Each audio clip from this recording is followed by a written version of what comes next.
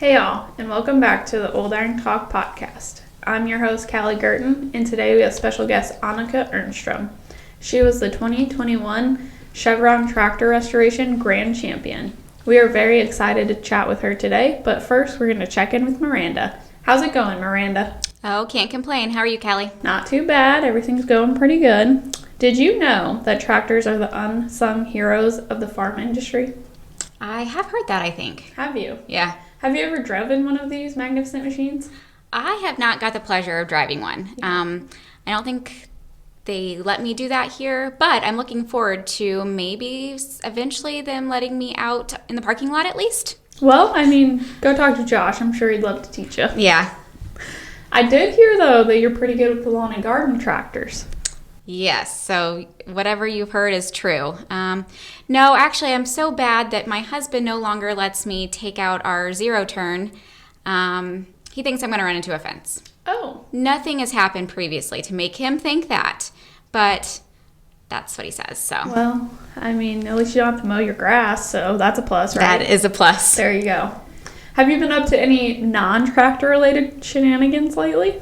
Well, the only thing I can really think of is I've recently tried my hand at goat yoga. Cool. That sounds fun. Yes, it is fun. Doing yoga while adorable goats jump around you. It's a whole new level of zen. I would say so. Sounds peaceful. It is peaceful, and they're just so cute. They are. Goats are adorable. Yeah.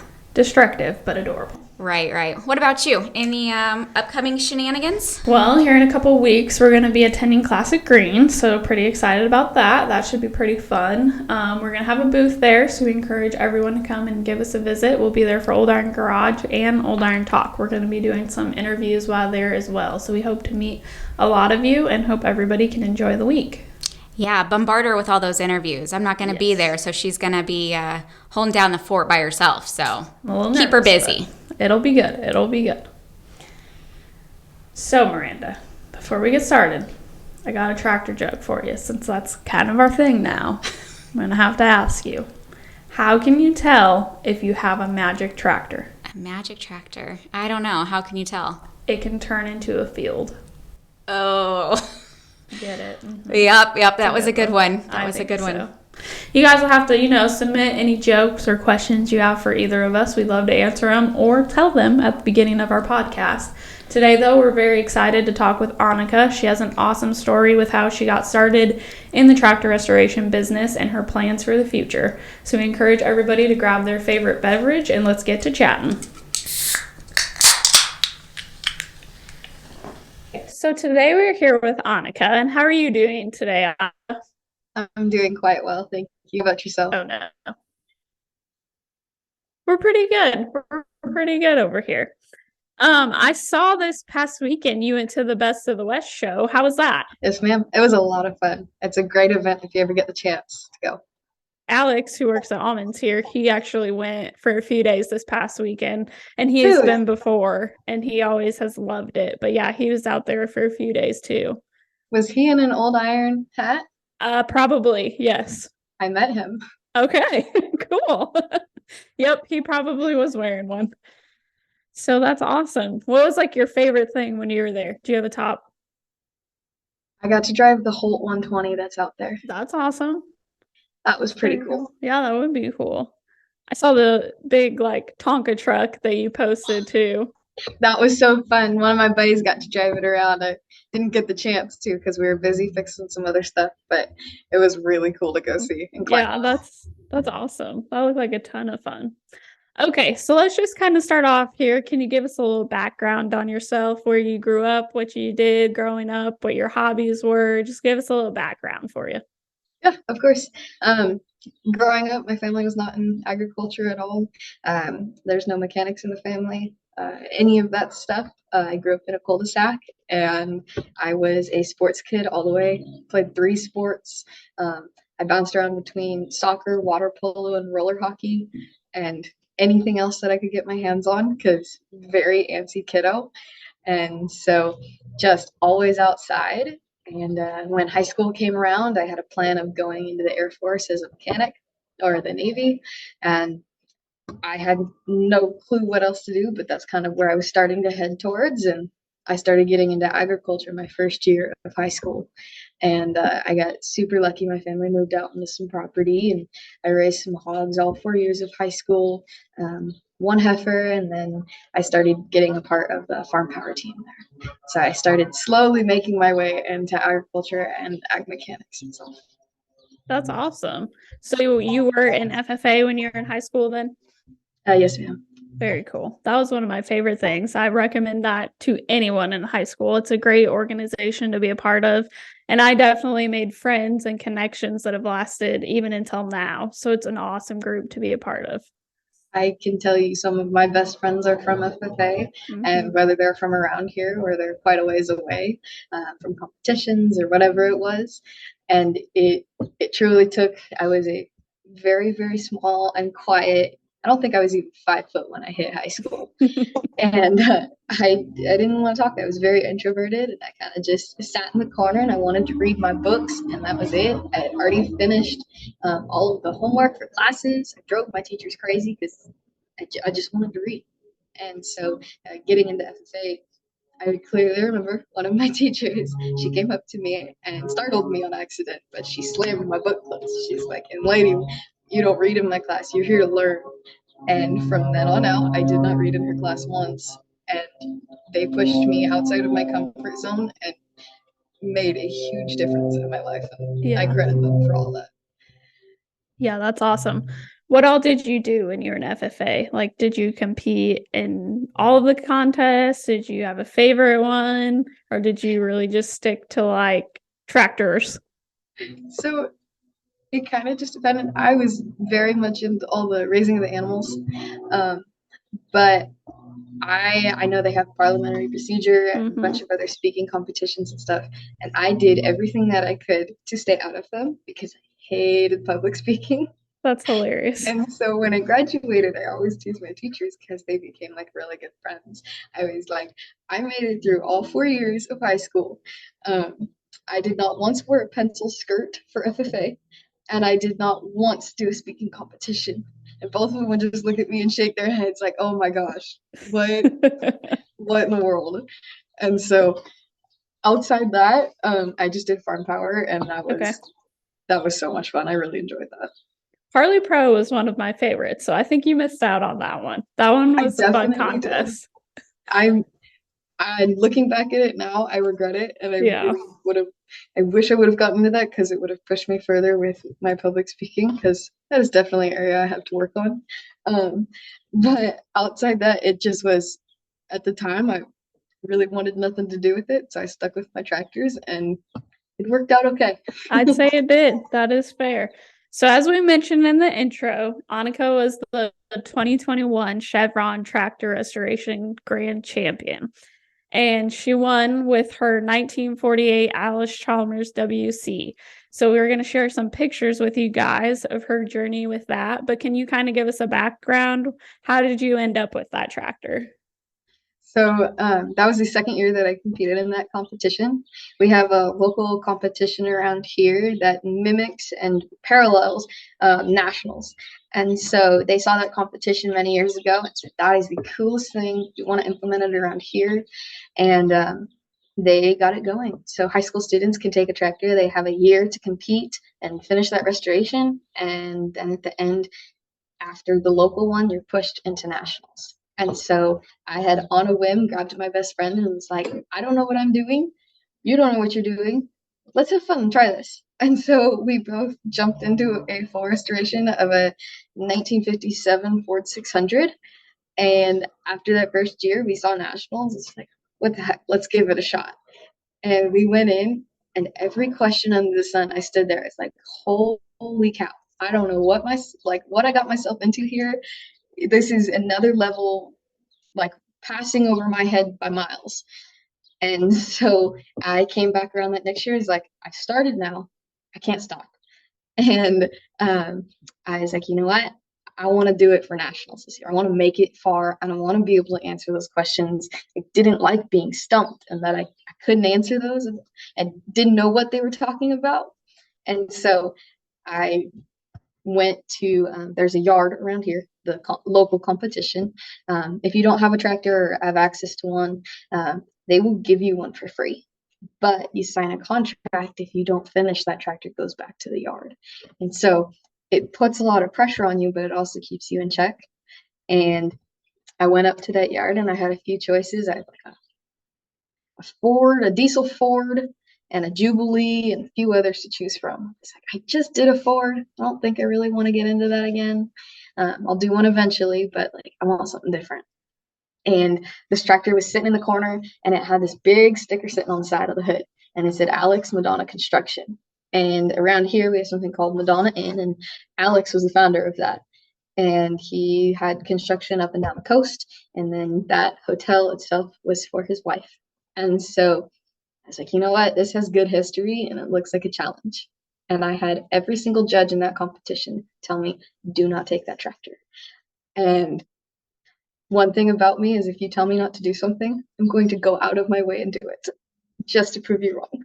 And sometimes that's a good thing, and I'm learning when to be stubborn or not. But I took that tractor on full force, and it really did put up a fight, but it was worth it. That's awesome. That's an awesome history and story behind that in general. And I think that's incredible too that you guys have the option to go to the yard and they like kids just pick out a tractor. I know a lot of places people don't have those resources and options. So that's incredible that you guys have that. Oh, it's incredible. I've never seen a program like it. I really enjoyed being part of it, and I got to work with them for a bit. And there's so many people up and down the coast that are like, I have a tractor that's sitting here. It's doing me no good. It's just in a field. Like, I want to put it to good use. Like, let a kid take this and restore it. And so I think there's about 36 tractors up there, and they have 8 to 12 students every year. Okay. And so they're constantly coming in and choosing something. Oftentimes it's Farmalls and Ford 8Ns, 9Ns, whatever's up there. And it just makes for a good starting project. And if there's something else at the yard that's a little more challenging they want to take, they can take it. But it's a good intro to the program. That's amazing. That's awesome that they have those opportunities too. So, fun fact for everybody. When I was doing research for Old Iron Garage on Allis-Chalmers in general, and then when we did stuff for the WC, we found out that there's a story about the forerunner of the WC. And that tractor was actually put together with an old car engine and basically any scraps that they could find and just scrounged together to make this tractor. And then from that is actually how Allis-Chalmers got the WC. So I thought that was kind of a cool story on how they basically started with nothing to make the prototype per se, and they ended up with Allis-Chalmers WC. That's pretty cool. It is, yeah. Okay, so Annika, can you kind of tell everybody in general what the Chevron Tractor Restoration Contest was like? Ooh, like the actual part where you had to present to judges and stuff? Or yes. It was challenging all the way around. It wanted to test you, and I will forever thank them for that challenge. When you go into it, your requirements are that you submit a video within a time limit so that they can see, because they can't come to everybody's house. They can't see these tractors physically. So you have a video, and it has to be running, driving through every single gear, all gauges functioning, every accessory on that tractor that you chose has to function. And it has to function like it would when it came out of the factory, and like it just has to work right and how it should. And so that was your starting point. You had, I think, under 100 pages. You had to submit a record book that followed their plans, I guess you could say. And you went through explaining your engine, transmission, final drive, auxiliary systems, whatever it was. You had a discovery essay that basically told them why it is that you took this project on and what it is that you learned. And that was super cool writing, because it kind of just gave them like, you know what, this is who I am and this is why I did it, and I enjoyed it. And so you a chance to explain what you learned. And then that's just trying to be a finalist. You enter all of that stuff in and submit it, and then they go through and they say, okay, we want top 12 finalists, and here they are. and they release those. And if you make it within the top 12, you actually fly out to Indianapolis to give a 20-minute presentation with a 15-minute Q&A to a panel of judges. And then I only thought it was going to be like 4 or 5 people, maybe. I was wrong. It's a panel of judges, and they have video cameras going, and they have a lot of people that are higher up in Chevron there to observe and see what this program is and how it benefits these kids. So that was pretty cool, but it was a good amount of people. And then you just present, and they give you free reign. You can have a slideshow. You could have all of your tractor parts, whatever it is that you want to show them that you learned, or just about your project in general. It's up to you. And then anything that you mention in your presentation, they have free reign to question you on. And every single one of these judges has a copy of your record book. And I clearly remember they called me out for like one thing specifically. And I'm sitting there going, oh my gosh, they know the page number, they know the paragraph, they know everything about it and what they were going to ask already. And so it gets down to the nitty gritty of what type of paint you used, what was the paint code, what did you set your clearances on your main bearings and your rod bearings, what did you set your valve tappets to? Like it really gets down to it. And they just make their rounds until either they don't have any more questions that they can ask you, or they've stumped you. And so I had just taken electrical class. I mentioned that, and that might have been a horrible mistake, because that gave them free reign to run down what is an amp, what is this, and how does your electrical system work, and like give us a good explanation of where everything runs to. And I'm very thankful I had a very good teacher, so I had most of the answers, but that was challenging. And it was amazing, because afterwards I was like, man, I didn't know the answer to these questions. Can you answer them for me, please? Because now you've made me curious. Mm-hmm. And so it became not only a good learning experience for public speaking and a good challenge, but it made me more curious and pushed me to learn more. Yeah, that's amazing. That would be very intimidating for sure, but I'm sure in the long run that has benefited you a lot in your journey now.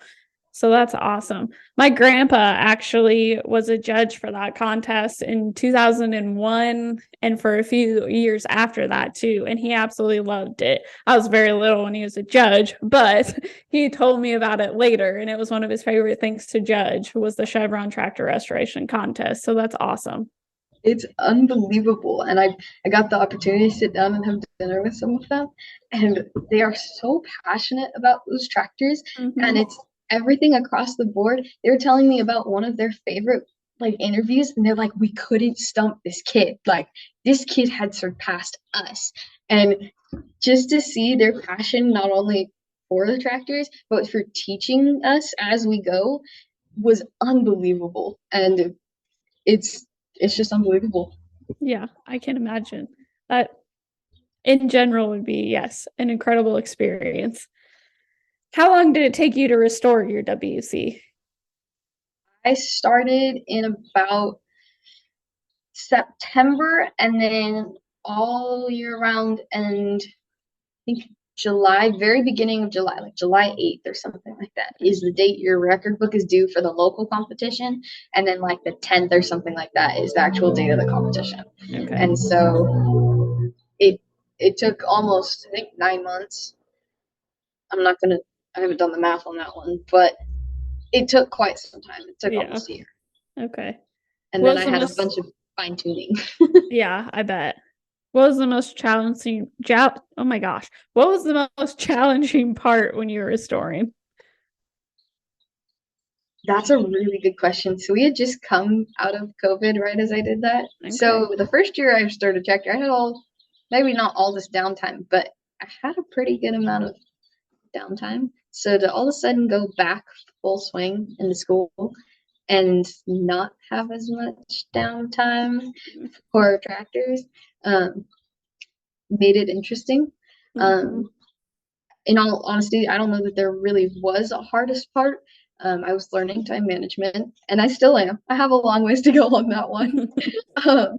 But I think a lot of it was every single stage had a problem. And if it didn't have a problem, there was something like the melee that just was a pain of some sort. My differential gears were completely chewed up and eaten away.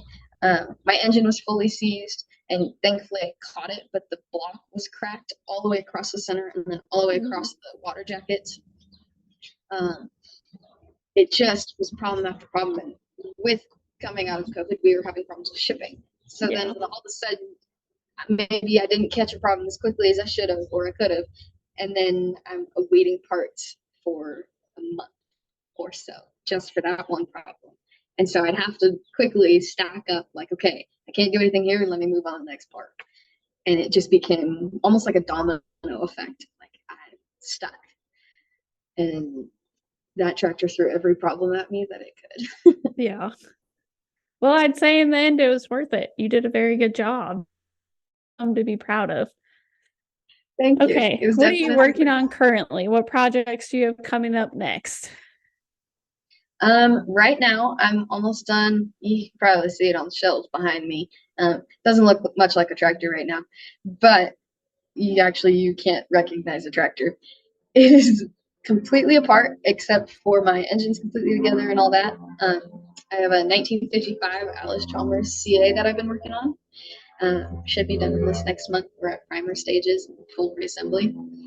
I've got a Farmall 200 sitting in the backyard. I'm just doing an engine rebuild on because it was handed to me to fix and just make run, and we'll get that done eventually. And then I've got a 1976 F-250 highway truck. Okay. Well, that's awesome. I've got to share too. Okay, so Annika goes by that tractor chick, and we started following her on Facebook. And I think it's awesome because you've been taking spare parts and just leftovers here and there, and you've been turning them into something. And one of my favorite things I've seen is the differential lamp that you made. So can you kind of tell everybody what you're doing with that stuff? Yeah. So when you're working on tractors, you always have spare bolts and stuff. But for some reason, I've gotten stuck with the tractors that have the most problems possible, and they're just thrashed. And so I had a full set of differential gears, and I was looking at it one day. It's like I gotta do something with this. Like it's just sitting in my yard, got no point for it. And I started pulling the gears out and the cap off, and I was like, you know what? That might look really cool as a lamp. And I had the exhaust stack out of that Farmall 200 that needed to be taken out because it was really messed up. And so I welded them all together, and I welded some, I think they were new bolts actually stuck in the cap just to make it more refined look and complete. And then I put a old can over the top, and I drilled a bunch of holes in a pattern, and then it let the light through. And so you have like a differential lamp. And I've been taking all the things from around that. I made spider gears, the gears that I pulled out of the differential. I had actually made into a moving tractor. So it was a little tiny toy that you could actually roll. That's awesome. And that was pretty fun. But I've been making them and selling engine tables and stuff to help save up college. Okay, so in hand with that, what are your plans for the future? So as of this January, I actually applied and was accepted into the McPherson Automotive Restoration Program in Kansas. And so I did it on a complete whim. I hadn't planned on going to a 4-year, and I saw the program and it looked like a great opportunity. And so I just went for it. And I'm actually headed there in the fall. So hopefully in 3 years, I'll have a bachelor's degree for automotive restoration. That's awesome. So then after that, do you kind of plan to come back to where you are? Do you think you'll stay in the same area, or do you want to kind of see what you're feeling when you're done with college? I really don't know. I don't know if I want to really stay in Kansas. I've bounced around a bunch and traveled, so I have some places in mind, but at the same time, I think when I graduate, I'll have a little bit more idea of what it is exactly I want to go into. I have an end goal, but that's going to take a lot of working up to. And so I think when we come to that time, I'll see if I'm actually headed back out to California or if I'm going to be maybe finding a different place to start out. Well, that's exciting. We wish you the best of luck when you go off to college. Obviously, I feel like you're going to do great because you've done awesome at where you've come so far at a very young age. So it's very impressive. Thank you. Okay, so we got to ask you a question that we ask everybody. Since you've been involved in the hobby, I know you didn't really grow up in the collecting hobby or anything, but how do you see the younger generation impacting the hobby? Ooh, you know what? In all honesty, I don't see there's much impact, and I think that's the problem. Um, it's really sad to see there's not many people my age that have seen a tractor, ridden a tractor, touched one. Like there's some people don't even know what's the difference between a tractor and like I don't know. I had somebody ask me what the difference is between a tractor and a car was once, and I was like, Oh "Oh no. goodness, this is a problem." And um, I it kind of just hit me like, "Oh my goodness, there's we have generations that are passing that have the knowledge of these tractors and have such important um, I don't even know, just tricks and things and wisdom that they've learned from their years that Mm-hmm. apply to this hobby that is just disappearing. And I don't think there's enough people in my generation that are coming through and are willing to learn and willing to take on stuff like this to help preserve that knowledge and to take it further. And that's something I'd like to be a part of and get more people my age into if I can, or younger than me, teach them, be like, okay, this is something we have to preserve. It's the history of our agriculture and how far we've come now. And I think it's going to be really important that we get more people into it and um, the knowledge that's kind of just disappearing with these generations are best to save and preserve. Mm-hmm. No, I agree with you 100%. You're actually, I think it's kind of funny. We try to ask that in every single episode, and you're actually the first person that's given that answer. Um, Really? yeah, we've had, I don't know, a variety of ages, I would say, on our episodes, but one of the younger people that we had, he actually had the opposite answer. And I see it both ways because at a lot of shows, we go to shows like during the summer, there are a lot of kids that are there and they're interested in it. And I kind of agree with what he said. A lot of times the issue is the older generation doesn't always necessarily feel willing to teach us because they don't have the confidence that the younger generation actually knows what they're talking about or is interested in it. So I Yep. do see, like, yes, some ways the younger generation, there aren't as many, but I definitely do see a lot of people trying to be involved too. Oh yeah, and there's a good amount of them that are trying, and I think it's also resources and others willing to teach. I've Mm-hmm. been very lucky with some of the people that I've had in my life that are like, "You want to learn that? Let me teach you." Mm-hmm. But I also have run across the people that they're everywhere. They kind of look at you and go, "Oh, you're younger and you could care less about this," and they kind of just move on. And it's Mm-hmm. sad to see, but you just kind of have to, well, we're going to try again. You keep going because there's only so much you can do, and you'll learn it one way or another from someone.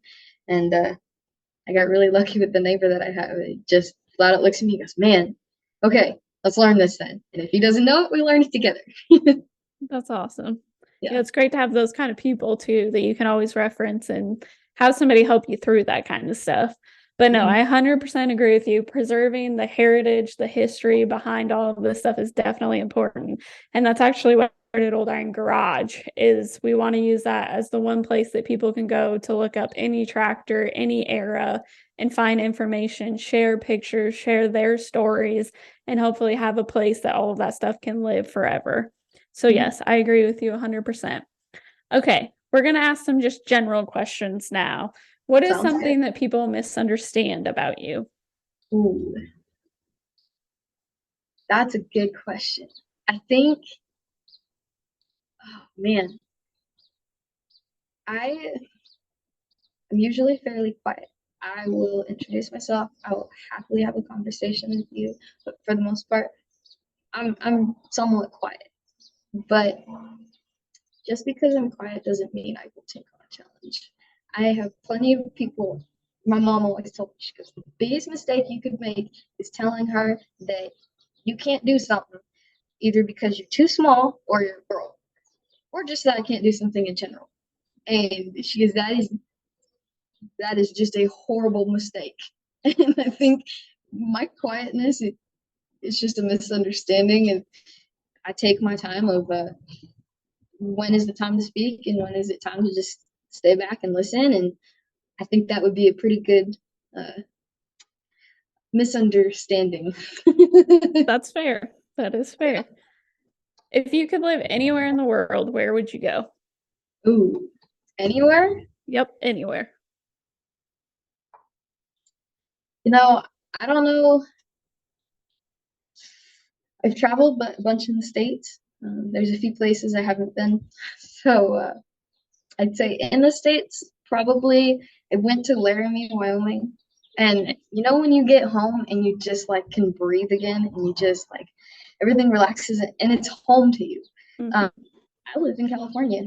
Wyoming is not home, but I got there and everything kind of it felt like home. And I was like, oh, I would not mind living here one bit. And the people were super genuine, and I liked that I had found some smaller towns, and I'm perfectly good with a small town. That's fair. I've never been to Wyoming, but I would absolutely love to go, and I hope someday I can because I have always thought it was beautiful, and I love like being in the middle of nowhere, away from people, just secluded. So I'd love to go out there sometime. It is super beautiful. It is cold, but I like the cold. It's not too bad. So it was pretty nice. Well, that's awesome. Okay, I got one kind of side question. Is there a dream tractor you would want to restore? That is a really good question. I don't think there is a dream tractor. In all honesty, I do this because I like learning the unique things about each different brand, and then being able to take those things and like, yeah, you have your manuals. I love like my Gen Sales manuals and yesterday's tractors and all of them. Mm-hmm. They're great because they give you a good idea of what needs to happen. But oftentimes there's little things that unless you've worked on them before, you would have no clue. And especially with how we think nowadays with our cars and stuff. I've taken auto classes through the community college around here, and a lot of times you're having to jump through all these hoops with all these computers and these fuses and these things that are just complex to some extent. There's a lot of different aspects to them. So when you come back to these tractors, you almost have to sit there and like knock some of that out of your head and be like, okay, how do I do this? Like, how would somebody do this if it was broken in the field? And I have some wheels where they spin in and out. And I was looking at them, I was like, I just take those 4 dang bolts out or those 8 out, and it would fall apart. And I was like, I did that. I can't make a move. And it made me so mad. And I looked it up because I couldn't figure out how to get them apart. And no joke, you put a wood block in the center and you take a sledgehammer to it, and it distributes the weight properly and allows it to crumble. And I just sat there and I was like, if only I had thought of that like sooner. You just had to have something distributed. And so that's one of the little tricks that you would know unless you're actually working on it. So my goal someday would be to work on every brand that I possibly could and say I've done of almost everyone. Outside that, I don't think there's a dream tractor. I just love working with my hands and on these awesome tractors. No, that's awesome. I think that's an awesome goal too. Out of the brands that you have restored thus far, is there a brand that you have found easier to work with or easier to work on? I'd say Alice Chalmers are very simple, so it makes them fairly easy. But with that being said, for some reason, at least around here, Alice Chalmers are like thrashed. Like, people ran them into the ground because they would work so hard. They were good tractors, and they still are. So I've always had the most problems with them just because you go to fix one thing and you're like, are you kidding me? Because about 6 other things need to be fixed. And then after those 6, there's more, and it just keeps going. So they've given me troubles, but they're fairly simple.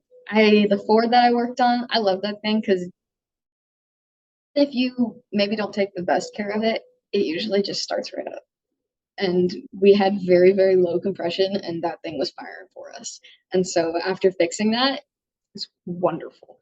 And I've seen that in the Farmall that I've got here. They both were very hardy and just, look at it, you can understand how it works because there's very few things that's all exposed, and You fix the small little tune-ups and you're good to go. Well, that's awesome. Okay. What is one piece of advice that you give to someone starting off in your career? Ooh. I would say go for it. Do the best that you can. Um, I've seen not everybody is going to say thank you. Not everybody is going to um, at least, yeah, thank you for your work. Like, oh my gosh, that's super cool. Or just doing small things.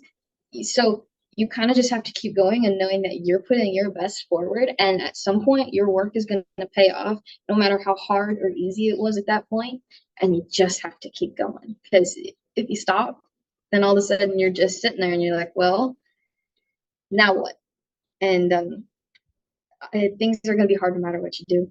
And you'll have those days where, yes, you want to walk out of the garage, and some days you need to take a deep breath. But most of the time, you just have to push through. And if something isn't working, think outside the box or change your perspective on how you're thinking on it.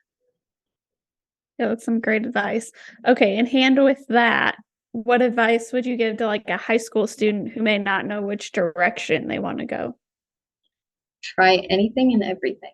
If it interests you and you could say, you know what, I might enjoy that, or that looks cool, go for it and give it a shot. Because I can't tell you how many clubs I was a part of in high school. I can tell you how many different activities that I was in just because I was curious.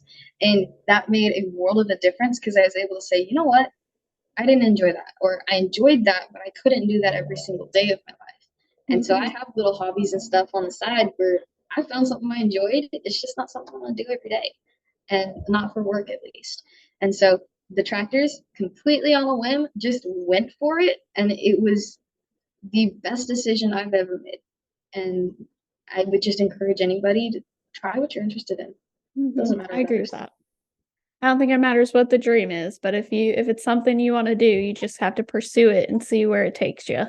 Yeah, okay. The willingness to learn will take you very far. Yes. Okay, Annika. So one last thing here before you go. I was looking originally how I found you. I had told you was Brian Baxter and Brian Holst had both raved about you, and they're like, "You got to reach out to her. You got to have her on an episode." And I was like, "Okay." So I originally found you on Facebook, and I saw that you had your Facebook page, That Tractor Chick. And actually, if you want to kind of give us insight, how did you get that name? So I bounce around town. I get a bunch of parts everywhere, and a lot of the auto parts store. I'll walk in, and most of them kind of just look at me. Oh, great, we got to go find some like weird stuff again. Like they don't like looking for it, and I don't blame them because I send them on wild goose chases most of the time. And sometimes we'll find the stuff. Sometimes it's just, man, okay, we got another lead. Let's go from there. And they call me Trouble, and so I'll walk into the auto parts stores and, hey, Trouble's here, and they'll all bolt to the back as a joke, and it's a lot of fun. They're good friends of mine now. But somewhere along there, somebody had walked into the store and they had had a conversation with me before, and I was trying to remember who this person was, looked familiar, and he looks over and he goes, "Hey, it's that tractor chick." And I was just standing there like, oh my gosh, somebody knows me from somewhere. And I didn't remember how, but it kind of just stuck, and then that name kind of just kept going along. And when I started some business stuff up, they're like, "Hey, that's what it should be called." And so we kind of just ran with it, and it was pretty cool. That is an awesome, and I think it fits you. That's a good name to have, so I like it. I also noticed when I was looking you up that you have a website too, so people can reach you through that. Is there anywhere else online that people can find you or reach out to you? I am across most social media platforms. I am not a tech person, so I'm still learning, and we're working on getting everything finished up. But I believe Facebook is a go, Instagram, Pinterest. My website is up and rolling. You can fill out a form on there if you have a tractor that you want restored, and then you go up on a waiting list, and you can kind of just see where you're at. I can give you estimate information on what it would be. There's tractor t-shirts up on there. Some stickers. I make jewelry out of like bullet shells and old tractor parts, and I sell them to local stores. So there's a few of that stuff up there. And outside that, I think Tractor Chick is just, it's in some places. Nope, it definitely is. We'll make sure to link that information too with this episode. But we really want to thank you, Annika, for coming on today. It was a great pleasure talking to you and meeting you. We'd love to have you back again sometime. If you want to come back on, kind of give us an update on what you're restoring, or even give us kind of a tour of your shop. We'd love to do another episode with you. So thanks for joining us. Sounds good. Thank you for having me. I really appreciate the opportunity. Yep, you're very welcome. Okay. You can find all our source material for our episodes on our website, oldirongarage.com. We encourage everyone to join us on Old Iron Garage and connect with other collectors. Again, we would like to thank Annika for joining us today. Her accomplishments thus far are incredible, and we wish her the best in her future endeavors. We encourage everyone to give her a follow on social media at @ThatTractorChick. And don't forget to submit your collection photos to info@oldirongarage.com to be featured at the end of our episodes. Feel free to reach out to us if you have any questions or would like to join us on a future podcast episode. Thanks again for listening, and we'll see you next time.